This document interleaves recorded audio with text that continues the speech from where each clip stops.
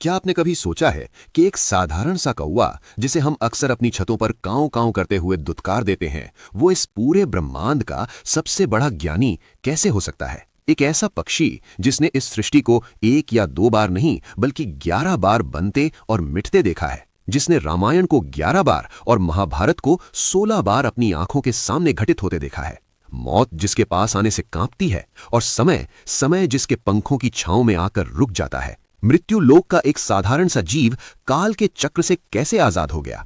ये कोई साधारण कहानी नहीं है, ये रहस्य है नीलगिरी पर्वत की सबसे ऊंची चोटी पर बैठे उस अमर पक्षी का, जिसके सामने स्वयं पक्षीराज गरुड़ देव को, जो भगवान विष्णु के वाहन है, एक शिष्य की तरह हाथ जोड़कर ज्ञान के लिए खड़ा होना पड़ा था। ये रहस्य है काकभुशुंडी का।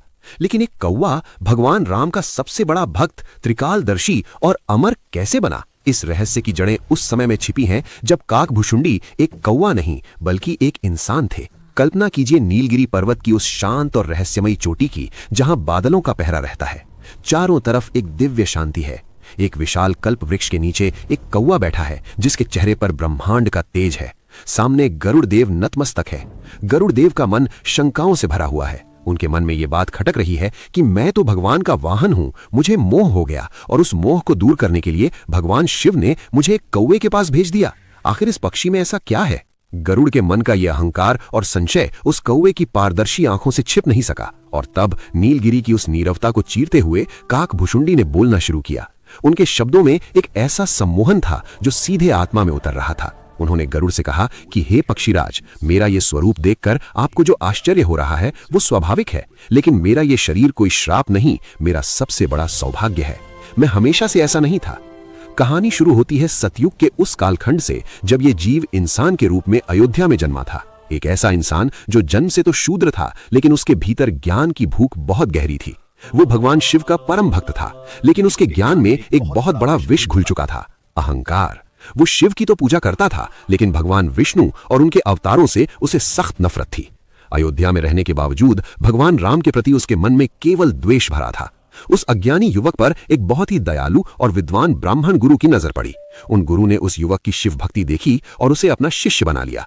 वो गुरु बहुत शांत और भगवान राम के परम भक्त थे। उन्होंने उस युवक को वेद, पुराण और शिव मंत्रों का ज्ञान दिया। गुरु चाहते थे कि उनके शिष्य के मन से ये नफरत दूर हो जाए, क्योंकि जो हरि का द्रोही है वो हर का भक्त कैसे हो सकता है। गुरु उसे समझाते कि शिव और राम एक ही हैं, इनमें भेद मत करो। लेकिन अहंकार से अंधे हो चुके उस शिष्य को गुरु की ये बात कभी समझ नहीं आई। उल्टा उसे लगने लगा कि उसका ज्ञान अब उसके गुरु से भी ज्यादा हो गया है। वो अपने ही गुरु का अपमान करने लगा। समय बीतता गया और अहंकार का घड़ा भरता गया। फिर एक दिन वो हुआ जिसने इस आत्मा के भाग्य को हमेशा के लिए पलट कर रख दिया। कल्पना कीजिए उस प्राचीन शिव मंदिर की। मंदिर के भीतर गहरा सन्नाटा है, केवल दिए की लौ फड़फड़ा रही है। वो शिष्य शिवलिंग के सामने बैठा आंखें बंद किए शिव के मंत्रों का जाप कर रहा था। तभी मंदिर के द्वार खुले। उसके वही बूढ़े दयालु गुरु मंदिर में दर्शन के लिए आए। गुरु के कदमों की आहट सुनकर शिष्य ने आंखें खोली। उसने देखा कि उसके गुरु सामने खड़े हैं। नियम के अनुसार उसे उठकर गुरु के चरण स्पर्श करने चाहिए थे, लेकिन अहंकार का जहर उसके रोम रोम में फैल चुका था। उसने जानबूझकर आंखें फेर लीं और ऐसे बैठा रहा जैसे उसने गुरु को देखा ही ना हो। वो उठा नहीं। उसने अपने गुरु का घोर तिरस्कार किया। गुरु तो बहुत दयालु थे, उन्होंने इस अपमान का कोई बुरा नहीं माना। उनके मन में अपने शिष्य के प्रति कोई क्रोध नहीं आया। वो चुपचाप शिवलिंग की तरफ बढ़ गए।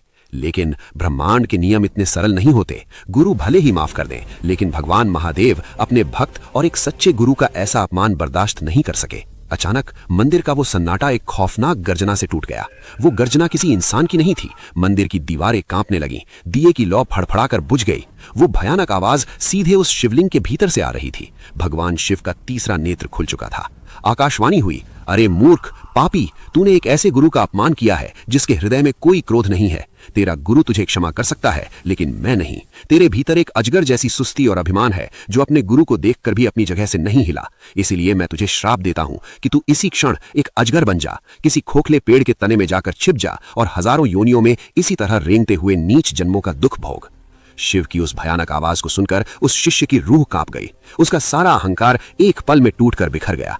वो समझ गया कि उससे कितनी बड़ी भूल हो गई है, लेकिन शिव का क्रोध शांत नहीं हो रहा था। इधर जब उस दयालु गुरु ने देखा कि उनके शिष्य को महादेव का इतना भयंकर श्राप मिल गया है तो उनका हृदय दया से भर गया। गुरु ने अपने शिष्य की जान बचाने के लिए वहीं मंदिर के फर्श पर बैठकर हाथ जोड़कर आंसुओं से भरी आंखों के साथ भगवान शिव की स्तुति शुरू कर दी। ये वही स्तुति थी जिसे आज हम रुद्राष्टकम के नाम से जानते हैं, नमामि शामि शान निर्वाण रूपम। गुरु की उस करुण पुकार और निस्वार्थ प्रेम ने भगवान शिव के क्रोध को आंसुओं में बदल दिया। महादेव शांत हुए। शिवलिंग से एक बार फिर आवाज आई, लेकिन इस बार उसमें क्रोध नहीं, करुणा थी। शिव ने कहा, हे ब्राह्मण, मैं तुम्हारी स्तुति से प्रसन्न हूं। मैं तुम्हारे इस मूर्ख शिष्य पर कृपा करूंगा।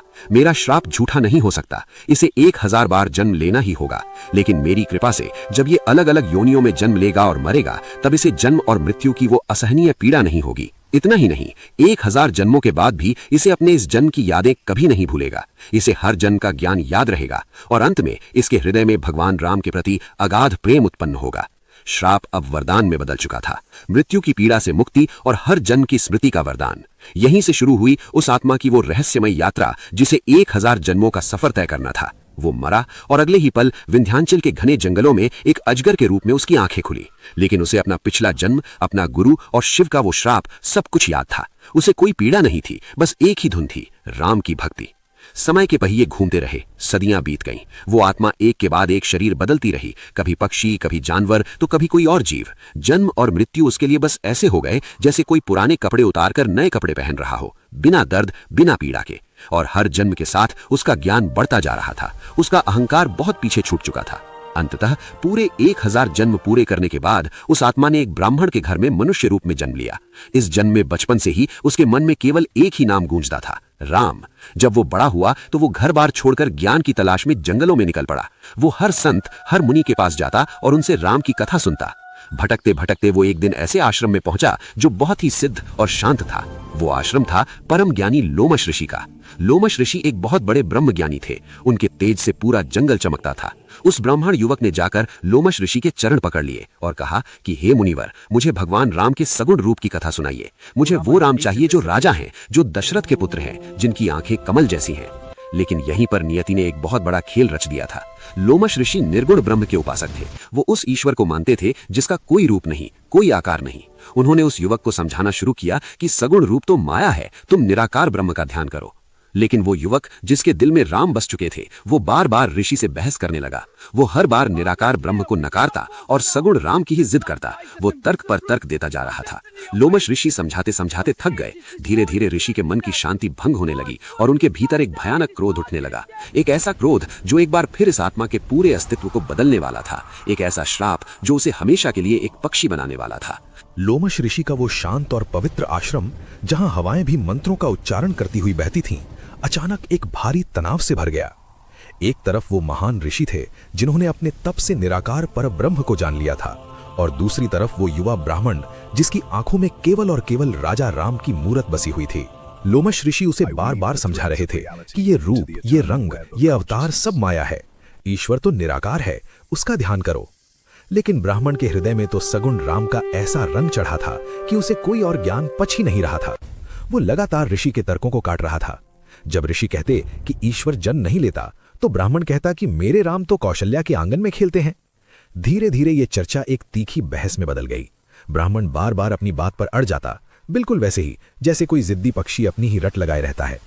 अचानक लोमश ऋषि के सब्र का बांध टूट गया। जिस मुनि ने हजारों वर्षों तक अपने क्रोध को जीत रखा था, आज नियति ने उनके ही मन में क्रोध की ज्वाला भड़का दी। मुनि के होंठ फड़फड़ाए, आंखें लाल हो गईं और उन्होंने उस ब्राह्मण की तरफ उंगली उठाते हुए एक ऐसी बात कह दी जिसने समय की धारा को हमेशा के लिए मोड़ दिया। ऋषि ने गरजते हुए कहा, अरे मूर्ख, मैं तुझे परम ज्ञान दे रहा हूं और तू एक कौवे की तरह कांव कांव करके मुझसे व्यर्थ का तर्क कर रहा है। तेरे भीतर ज्ञान ग्रहण करने की पात्रता नहीं है। तू तो एक चांडाल पक्षी की तरह व्यवहार कर रहा है। जा, मैं तुझे श्राप देता हूं कि तू इसी क्षण एक कौवा बन जा। श्राप के शब्द हवा में गूंज उठे। आश्रम के पेड़ पौधे कांप गए। एक ब्रह्मज्ञानी का श्राप खाली नहीं जा सकता था। पलक झपकते ही उस सुंदर ब्राह्मण का शरीर सिकुड़ने लगा। उसके हाथ पंखों में बदल गए। उसका मुख एक चोंच में तब्दील हो गया और शरीर पर काले पर निकल आए। वो एक साधारण सा कौवा बन गया। लेकिन यहां एक ऐसा चमत्कार हुआ जिसने स्वयं लोमश ऋषि को हिलाकर रख दिया। जब भगवान शिव ने श्राप दिया था, तब वो ब्राह्मण डर से कांप उठा था। लेकिन आज एक कौवा बनने के बावजूद उस पक्षी की आंखों में कोई खौफ नहीं था, कोई पश्चाताप नहीं था। बल्कि उस कौवे ने खुशी खुशी अपने पंख फड़फड़ाए और लोमश ऋषि के चरणों में सिर झुका दिया। उसके मन में बस एक ही विचार था, क्या हुआ जो शरीर छिन गया, क्या हुआ जो मैं एक नीच पक्षी बन गया। राम का नाम तो मेरी जीभ से कोई नहीं छीन सकता। अब तो मेरे पास पंख हैं, मैं उड़कर कहीं भी जा सकता हूँ और पेड़ों की डालियों पर बैठकर अपने राम के गीत गा सकता हूँ। उस कौवे ने बिना कोई शिकायत किए खुशी से श्राप को स्वीकार कर लिया और उड़ने के लिए पंख फैलाए। तभी पूरे आकाश में एक नीले रंग का दिव्य प्रकाश फैल गया।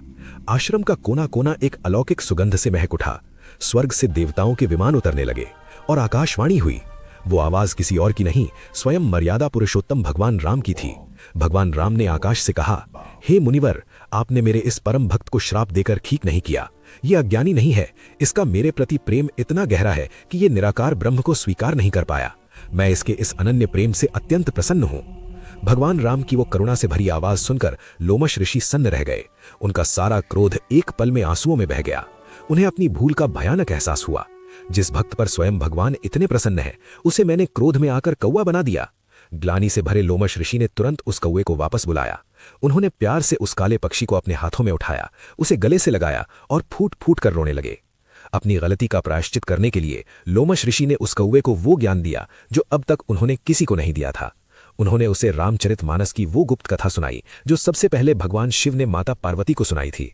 उन्होंने उसे राम का सबसे शक्तिशाली मंत्र दिया और फिर आसमान से स्वयं भगवान राम ने उस कौवे को वो वरदान दिए जिसने उसे इस ब्रह्मांड का सबसे रहस्यमय जीव बना दिया। भगवान ने कहा, हे काकभुशुंडी, आज से तुम इसी कौवे के शरीर में रहोगे, लेकिन ये शरीर तुम्हारी कमजोरी नहीं, तुम्हारी पहचान होगा। मैं तुम्हें वरदान देता हूं कि मेरी रची हुई माया का तुम पर कभी कोई असर नहीं होगा। समय यानी काल तुम्हारे पंखों के नीचे आकर रुक जाएगा। जब ये पूरी सृष्टि नष्ट हो जाएगी, जब महाप्रलय आएगा और सब कुछ खत्म हो जाएगा, तब भी तुम्हारी मृत्यु नहीं होगी। तुम्हें इच्छा मृत्यु का वरदान प्राप्त होगा। तुम काल और प्रलय दोनों से आजाद रहोगे। वरदान पाकर काकभुशुंडी का वो काला शरीर एक दिव्य तेज से चमकने लगा। वो अब कोई साधारण पक्षी नहीं था, वो त्रिकालदर्शी बन चुका था। वो भूत, भविष्य और वर्तमान सब देख सकता था। भगवान के आदेश से वो नीलगिरी पर्वत की उस रहस्यमयी चोटी पर चला गया जहां समय की कोई सीमा नहीं थी। वहां एक विशाल कल्प वृक्ष के नीचे उसने अपना आश्रम बनाया। यहां से शुरू हुआ काकभुशुंडी का वो अमर सफर जो कल्पों कल्पों तक चलने वाला था। आपको ये जानकर हैरानी होगी कि काकभुशुंडी ने हमारी इस धरती को 11 बार बनते और प्रलय की आग में जलकर राख होते देखा है। गरुड़ देव को कथा सुनाते हुए काकभुशुंडी कहते हैं कि हे पक्षीराज, हर बार जब नया कल्प शुरू होता है, नई सृष्टि बनती है, तब त्रेता युग में मेरे प्रभु राम अयोध्या में अवतार लेते हैं और हर कल्प में मैं यहाँ नीलगिरी से उड़कर अयोध्या जाता हूँ। कल्पना कीजिए उस दृश्य की। राजा दशरथ के महल का वो विशाल आंगन जहाँ छोटे से भगवान राम घुटनों के बल चल रहे हैं, उनके पैरों की पैंजनियां रुनझुन बज रही हैं और महल की मुंडेर पर बैठा एक कौवा टुकुर टुकुर उन्हें देख रहा है। वो कौवा कोई और नहीं, काकभुशुंडी होते थे। उनका राम के बाल रूप से ऐसा मोह था कि वो सालों तक अयोध्या में ही रहते। जब बालक राम आंगन में रोटी खाते और उनके मुंह से कोई टुकड़ा जमीन पर गिर जाता तो काकभुशुंडी तुरंत उड़कर आते और प्रभु का वो जूठा टुकड़ा खाकर खुद को धन्य मानते। लेकिन एक बार एक कल्प में ऐसा कुछ हुआ जिसने स्वयं उस त्रिकालदर्शी कौवे के मन में एक गहरा संशय पैदा कर दिया। बालक राम आंगन में खेल रहे थे। अचानक उन्हें भूख लगी और वो एक साधारण बच्चे की तरह जोर जोर से रोने लगे। उनकी आंखों से आंसू बह रहे थे। मुंडेर पर बैठे काकभुशुंडी ये सब देख रहे थे। अचानक उनके मन में माया ने प्रवेश किया। उनके दिमाग में एक विचार कौंधा, क्या सच में ये रोता हुआ, भूख से बिलखता हुआ बच्चा परब्रह्म है जो पूरी दुनिया को पालता है? वो आज अपनी माँ के लिए रो रहा है। क्या यही वो ईश्वर है जिसने मुझे अमरता का वरदान दिया था, या ये कोई साधारण राजकुमार है? काकभुशुंडी के मन में ये शंका पैदा ही हुई थी कि आंगन में रोते हुए बालक राम ने अचानक रोना बंद कर दिया। उनकी आंखों में वो ब्रह्मांडीय चमक आ गई और उन्होंने तिरछी नजरों से मुंडेर पर बैठे उस कौवे की तरफ देखा। भगवान राम समझ गए कि उनके इस परम भक्त को अहंकार और माया ने घेर लिया है। उन्होंने एक हल्की सी रहस्यमयी मुस्कान दी और अपना छोटा सा नन्हा सा हाथ काकभुशुंडी को पकड़ने के लिए आगे बढ़ाया। काकभुशुंडी को लगा कि बच्चा उन्हें पकड़ने आ रहा है तो वो फुर्र से उड़ गए, लेकिन जैसे ही उन्होंने पीछे मुड़कर देखा, उनके होश उड़ गए। बालक राम का वो छोटा सा नीला हाथ उनके ठीक पीछे था। काकभुशुंडी ने अपनी रफ्तार बढ़ाई और अयोध्या के आसमान में ऊंचे उड़ने लगे। उन्होंने नीचे देखा तो महल बहुत छोटा दिख रहा था, लेकिन वो हाथ अभी भी उनसे सिर्फ 2 अंगुल की दूरी पर था। डर के मारे काकभुशुंडी ने पूरी ताकत लगा दी। वो बादलों को चीरते हुए पृथ्वी के वायुमंडल से बाहर निकल गए। वो अंतरिक्ष में पहुंच गए। तारे और ग्रह उनके पास से गुजरने लगे, लेकिन वो नन्हा सा हाथ लगातार उनके पीछे था। घबराकर काकभुशुंडी ब्रह्मलोक गए, शिवलोक गए, इस पूरे ब्रह्मांड के आखिरी छोर तक पहुंच गए जहां केवल अंधकार था। लेकिन जहां भी वो जाते मुड़कर देखते तो बालक राम का वो नन्हा सा हाथ उन्हें पकड़ने के लिए ठीक उनके पीछे होता। दूरी न 1 इंच बढ़ रही थी न घट रही थी। पूरे ब्रह्मांड का चक्कर लगाने के बाद जब काकभुशुंडी थक कर चूर हो गए, उनके पंखों ने जवाब दे दिया। उन्हें लगा कि अब वो नहीं बच सकते। हार मानकर उन्होंने अपनी आंखें बंद कर ली और वापस उसी अयोध्या के आंगन में गिर पड़े। आंखें बंद किए हुए वो हाँफ रहे थे। तभी बालक राम ने अपना मुंह खोला और इससे पहले कि काकभुशुंडी कुछ समझ पाते, वो एक झटके में बालक राम के छोटे से मुंह के अंदर खींच लिए गए। काकभुशुंडी को लगा कि अब उनकी मृत्यु निश्चित है। उन्होंने राम के पेट के अंदर आंखें खोली, लेकिन वहां जो नजारा उनके सामने था, उसे देखकर उस ज्ञानी पक्षी के दिमाग की नसें फटने लगीं। वो किसी बच्चे का पेट नहीं था, वहां कुछ ऐसा था जिसकी कल्पना कोई भी विज्ञान, कोई भी देवता नहीं कर सकता था। बालक राम के उस छोटे से मुंह के अंदर काकभुशुंडी ने आखिर ऐसा क्या देखा जिसने उनके पूरे अस्तित्व को हमेशा के लिए बदल कर रख दिया। बालक राम के उस नन्हे से मुख के भीतर काकभुशुंडी ने अपनी आंखें खोली। उन्हें लगा था कि वहां घुप अंधेरा होगा, सांस घुट रही होगी और वो किसी पल मृत्यु को प्राप्त हो जाएंगे। लेकिन जब उनकी दृष्टि साफ हुई तो उनके पैरों तले से जमीन खिसक गई। वहां कोई अंधेरा नहीं था, कोई अंत नहीं था। बालक राम के उस छोटे से पेट के भीतर एक पूरा का पूरा अनंत ब्रह्मांड फैला हुआ था। काकभुशुंडी हैरान रह गए। उन्होंने देखा कि वहां एक नहीं बल्कि करोड़ों सूर्य एक साथ चमक रहे हैं, करोड़ों चंद्रमा अपनी चांदनी बिखेर रहे हैं, अनगिनत आकाश गंगाएं, अनगिनत ग्रह और नक्षत्र उस शून्य में तैर रहे हैं। वो एक कौवे के रूप में उस असीम अंतरिक्ष में उड़ने लगे। वो जैसे जैसे आगे बढ़ रहे थे, उनका दिमाग सुन्न पड़ता जा रहा था। उन्होंने देखा कि उस ब्रह्मांड के भीतर करोड़ों पृथ्वियां हैं। हर पृथ्वी पर एक अलग अयोध्या है, एक अलग सरयू नदी बह रही है। हर अयोध्या के राजमहल में एक अलग कौशल्या है और हर आंगन में एक अलग राम खेल रहे हैं। ब्रह्मांड की इस भूल भुलैया में वो ज्ञानी पक्षी पूरी तरह खो चुका था। 100 साल, 1000 साल, लाख साल बीत गए। काकभुशुंडी उस पेट के भीतर एक लोक से दूसरे लोक, एक पृथ्वी से दूसरी पृथ्वी पर उड़ते रहे। उन्होंने वहां ब्रह्मा, विष्णु और महेश के भी करोड़ों रूप देखे। लेकिन सबसे बड़ा झटका उन्हें तब लगा जब उन्होंने देखा कि हर ब्रह्मांड में, हर अयोध्या की मुंडेर पर एक अलग काकभुशुंडी बैठा है। अहंकार की जो आंधी उनके मन में उठी थी, वो अब एक गहरे खौफ में बदल चुकी थी। जो पक्षी खुद को त्रिकालदर्शी समझता था, जिसे लगता था कि वो माया से आजाद है, उसे आज अपनी असलियत समझ आ गई थी। वो समझ गया था कि परमेश्वर की इस विशाल रचना के सामने उसका अस्तित्व एक धूल के कण से भी छोटा है।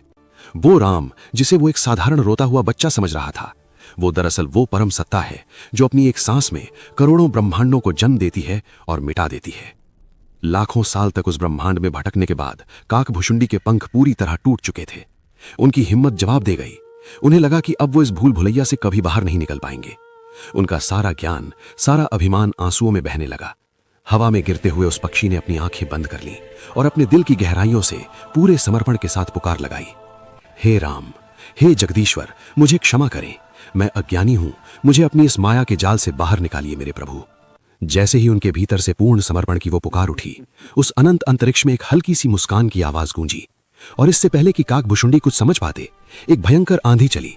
बालक राम ने एक हल्की सी उसास ली और काकभुशुंडी एक झटके में उस मुख से बाहर आ गिरे। वो सीधे अयोध्या की उसी आंगन की धूल में आकर गिरे। उनकी सांसें जोर जोर से चल रही थीं, आंखें फटी की फटी थीं। उन्होंने घबराकर चारों तरफ देखा। महल वैसा ही था, हवा वैसी ही थी और सामने बालक राम उसी तरह घुटनों के बल बैठे मुस्कुरा रहे थे। काकभुशुंडी का दिमाग चकरा गया। पेट के अंदर उन्होंने लाखों साल बिताए थे, लेकिन जब बाहर गिरे तो देखा कि बाहर की दुनिया में तो एक पल भी नहीं बीता था। समय वहीं का वहीं रुका हुआ था। बालक राम के चेहरे पर वही रहस्यमयी मुस्कान थी, जैसे वो कह रहे हों, देख ली मेरी माया। काकभुशुंडी की आंखों से आंसुओं की धारा बह निकली। वो तुरंत उड़कर गए और बालक राम के छोटे छोटे चरणों में गिर पड़े। उन्होंने राम के चरणों की धूल को अपने माथे पर लगा लिया। उस दिन के बाद उस अमर पक्षी के मन में कभी कोई शंका, कोई अहंकार नहीं पनपा। नीलगिरी पर्वत की उस शांत चोटी पर बैठे काकभुशुंडी ने एक गहरी सांस ली। सामने बैठे पक्षीराज गरुड़देव की आंखों में अब कोई संशय नहीं था। गरुड़देव के रोंगटे खड़े हो चुके थे। उनके भीतर का सारा अंधकार छट चुका था।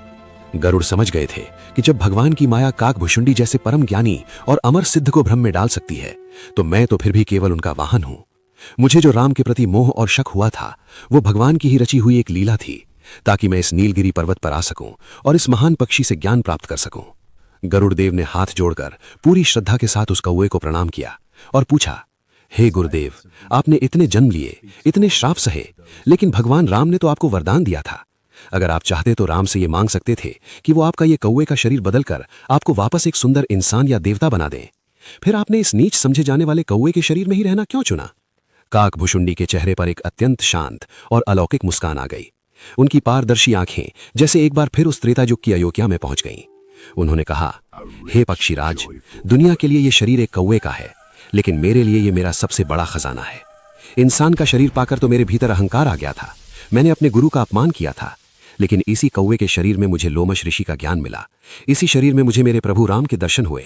इसी शरीर में मैंने उनके हाथों से जूठन खाई, और इसी शरीर से मुझे उनकी उस असीम माया का रहस्य समझ में आया। काकभुशुंडी ने आसमान की ओर देखते हुए कहा, हे पक्षीराज, लोग अमरता का अर्थ गलत समझते हैं। अमरता ये नहीं कि आप कभी मरे नहीं, अमरता ये है कि आप उस मैं को मार दें जो आपको ईश्वर से दूर करता है। जिस शरीर ने मुझे मेरे राम से मिला दिया, उससे पवित्र और महान मेरे लिए और क्या हो सकता है। इसलिए मैंने भगवान से यही वरदान मांगा कि मुझे हमेशा इसी रूप में, इसी भक्ति में रहने दें। गरुड़देव की आंखों से आंसू छलक पड़े। वो नतमस्तक होकर अपने लोक लौट गए, लेकिन नीलगिरी की वो चोटी आज भी उस परम रहस्य को अपने सीने में छिपाए हुए है। कहते हैं कि विज्ञान आज जिन पैरेलल यूनिवर्स, टाइम ट्रैवल और मल्टीवर्स की थ्योरी को समझने की कोशिश कर रहा है, उस रहस्य को भारत भूमि का एक पक्षी लाखों साल पहले ही जी चुका है। समय एक सीधी रेखा नहीं है, ये एक चक्र है, और उस चक्र से बाहर खड़ा है वो काला पक्षी जिसके पंखों की हवा से युग बदलते हैं। आज भी जब आप किसी कौवे को मुंडेर पर बैठकर कांव कांव करते हुए सुने, तो उसे केवल एक साधारण जीव समझने की भूल मत कीजिएगा।